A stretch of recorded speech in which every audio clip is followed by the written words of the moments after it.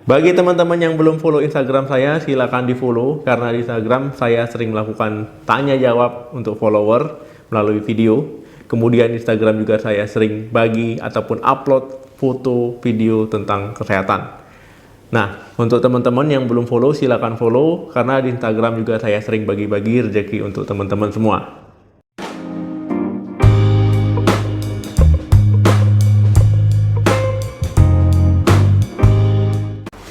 Halo, Assalamualaikum warahmatullahi wabarakatuh. Balik lagi di channel saya. Semoga teman-teman semua selalu dalam keadaan sehat. Nah, teman-teman, ketika diare pasti teman-teman ya bolak-balik WC ya, mondar-mandir sana kemari.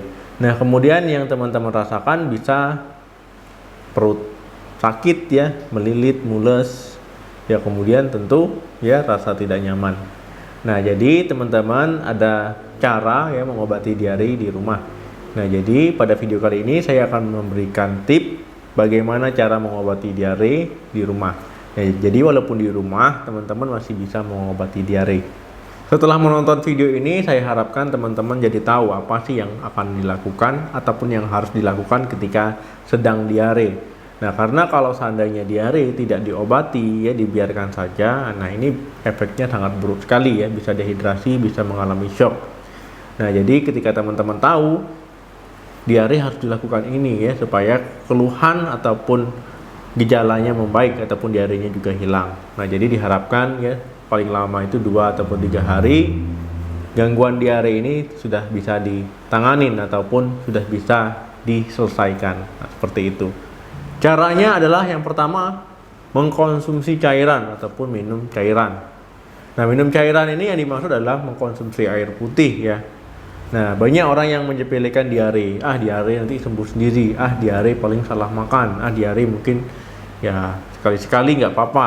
Nah, itu jangan. Karena kalau diare dibiarkan, itu tadi ya, yang saya jelaskan sebelumnya bisa dehidrasi karena cairan banyak keluar. Teman-teman nantinya jadi lemas, pusing, kemudian juga bisa berdebar-debar ya, sampai keringat dingin, ya bahkan untuk makan ataupun minum pun ya sulit. Nah, jadi memang jangan dianggap remeh ya. Walaupun diare itu tetap harus ditangani. Bagaimana cara menanganinya? Yang pertama adalah dengan minum air putih tadi. Nah, jadi ketika cairan yang keluar diganti, ya ini untuk mencegah diare itu sendiri supaya tidak dehidrasi dan juga mengganti cairan dan juga mengobati gejala diare itu sendiri. Minumnya minum apa, Dok? Air putih ya, air putih. Nah, tapi kalau teman-teman bisa minum Oralit, ini akan jauh lebih baik. Oralitnya bisa dibuat sendiri, ataupun teman-teman sudah membeli Oralit yang dijual tanpa resep dokter di apotek ya, berbentuk sasetan. Nanti petunjuknya ada di belakang cara penggunaannya. Kenapa Oralit ini lebih bagus? Karena dia mengandung elektrolit dan juga mineral yang dibutuhkan oleh tubuh, ya lebih banyak dibandingkan dengan air putih biasa. Nah, dengan bantuan elektrolit dan mineral ini, nah ini akan membuat usus lebih efisien menyerap kelebihan cairan ya supaya nanti fesesnya jadi lebih padat. Apalagi ya untuk bayi, kemudian juga untuk wanita hamil ataupun untuk lansia. Nah, ini harus benar-benar dipantau ataupun harus benar-benar dalam penanganannya karena untuk golongan orang yang ini itu lebih gampang dehidrasi dan juga lebih susah ya dalam mengganti cairan. Yang kedua, makanan sehat. Nah, teman-teman ya saat diare memang disarankan untuk mengkonsumsi makanan-makanan yang sehat. Nah, makanan yang rendah serat. Nah, teman-teman bisa mengkonsumsi makanan tinggi karbohidrat dan rendah serat. Ini kenapa? Karena tujuannya supaya pencernaannya itu lebih gampang. Ya, sistem pencernaan tidak bekerja lebih keras ya dalam mencerna makanan. Kalau seandainya pencernaan lebih keras bekerja, otomatis ini akan memperburuk kondisi perut teman-teman ya, diarenya akan lebih lama untuk sembuh. Tapi kalau pencernaannya lebih gampang ya istilahnya beban kerjanya dikurangi. Nah, ini juga akan membantu ya dalam proses penyembuhan. Makanan yang sehat yang disarankan itu disebut diet berat. Nah, jadi ini disarankan supaya feses lebih padat ya dan juga lebih banyak. Nah, dietnya itu apa aja? Itu pertama adalah pisang. Ya, B-nya banana pisang. Kemudian R-nya rice ya, nasi putih. Kemudian A-nya apple sauce ataupun saus apel, dan yang terakhir itu adalah roti ya, roti putih. Nah, rotinya ini tanpa tambahan apapun, tanpa diberikan topping lah, istilahnya seperti itu ya.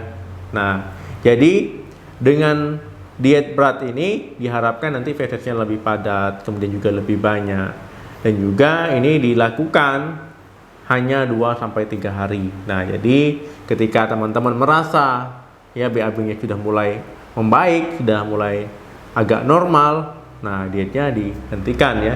Makan seperti biasa, tetapi hindari makanan-makanan yang bisa menyebabkan diare parah. Yang ketiga, mengkonsumsi probiotik. Nah, jadi ini bisa meningkatkan imun teman-teman, bisa meningkatkan kesehatan pencernaan teman-teman. Nah, probiotik ini memang sangat bagus ya, dia bakteri baik ya, supaya nanti flora normal usus itu bisa tetap terjaga. Nah, jadi teman-teman disarankan mengkonsumsi yogurt ataupun tempe. Nah, ini bisa ya, yogurt polosan tanpa tambah apapun ya, tempenya diolah ya dengan cara yang sehat. Nah, dengan begitu ya, sistem imun meningkat, kesehatan pencernaan meningkat. Nah, jadi melawan infeksi ataupun bakteri yang merugikan itu akan lebih baik. Kemudian yang keempat, hindari makanan ataupun minuman yang bisa memperburuk diare. Nah, jadi memang ketika diare teman-teman jangan mengkonsumsi makanan ataupun minuman yang bisa memperburuk kondisinya. Nah, seperti apa? Misalkan makanan pedas ya, otomatis kalau makanan pedas ya diarenya masih belum pulih, belum sehat, ya bisa mengiritasi saluran pencernaan, bisa tambah parah diarenya. Yang kedua, makanan berminyak, makanan berlemak. Kemudian juga misalkan minuman bersoda ya, berkafein ya, kopi, teh ataupun minuman beralkohol. Nah, jadi teman-teman memang jangan dulu mengkonsumsi makanan-makanan ini ya, karena makanan tersebut akan lebih sulit dicerna ya dengan kondisi teman-teman sedang diare. Nah, ini bisa memperburuk kondisi diarenya. Nah, tapi kalau teman-teman sudah sehat ya boleh-boleh saja, tapi jangan juga terlalu berlebihan. Dok, kalau diare gimana nih dok biar gak lemes, itu minum yang manis-manis. Nah, teman-teman perlu digarisbawahi ya, teman-teman jangan mengkonsumsi minuman ataupun makanan yang mengandung pemanis buatan dulu ya, karena ini juga akan lebih sulit dicerna, diproses oleh tubuh yang sedang tidak sehat, yang sedang tidak baik-baik saja. Yang kelima, teh chamomile. Dok, tadi kan nggak boleh teh, ini kok disarankan. Nah, ini teh chamomile ini merupakan herbal ya.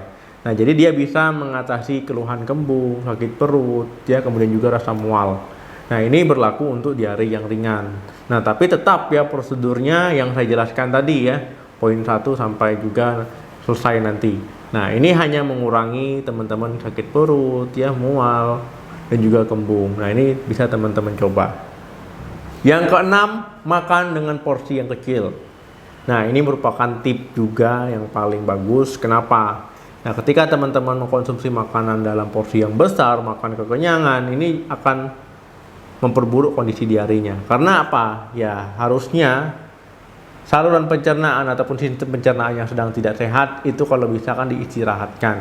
Kalau seandainya teman-teman mengkonsumsi makanan yang terlalu banyak, nah otomatis sistem pencernaan itu dipaksa bekerja keras terus ya, nggak ada istirahatnya. Nah, jadi dengan mengkonsumsi makanan dalam porsi kecil ya, sedikit tapi sering, ini akan membantu proses penyembuhannya.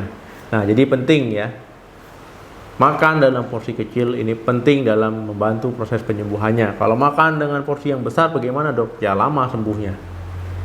Yang ketujuh, minum obat diare. Nah, ketika teman-teman sudah mencoba tip di atas ya, tapi belum juga ada perbaikan atau masih saja keluar masuk kamar mandi ataupun mondar-mandir, ya teman-teman disarankan untuk mengkonsumsi obat diare. Nah, ada obat-obat diare yang bisa dibeli tanpa resep dokter di apotek ya. Nah, jadi teman-teman bisa mengkonsumsinya. Nah, sebelum mengkonsumsi baca aturan pakainya ya, supaya tidak berlebihan. Nah, kemudian teman-teman disarankan ataupun dianjurkan menggunakan obat ini ya, ataupun menggunakan tip yang saya berikan tadi itu maksimal 2 hari ya, 2-3 hari. Nah, ketika teman-teman sudah mencoba semua tip dari poin 1 sampai poin 6 tapi keluhannya tidak juga ya, tidak ada menuju tanda-tanda perbaikan, diarenya masih saja bertambah parah ya ataupun bertambah panjang, ya sebaiknya teman-teman berkonsultasi ke dokter ya supaya mendapatkan penanganan yang tepat. Ya nanti dokter akan anamnesa, pemeriksaan fisik, pemeriksaan penunjang, baru nanti diberikan terapi. Nah, itu tadi teman-teman cara mengatasi diare di rumah yang bisa teman-teman lakukan. Dari poin 1 sampai poin 7 ini bisa dicoba ya. Jadi jangan ragu-ragu. Nah, bagaimana teman-teman? Semoga mudah dipahami, semoga bisa dimengerti ya. Semoga tidak ada yang diare, harapan saya seperti itu. Jangan lupa like dan share video ini sebanyak-banyaknya. Jangan lupa juga komentar bagaimana pengalaman, tanggapan ataupun cerita boleh. Sampai ketemu lagi di video saya selanjutnya. Salam sehat, sampai jumpa.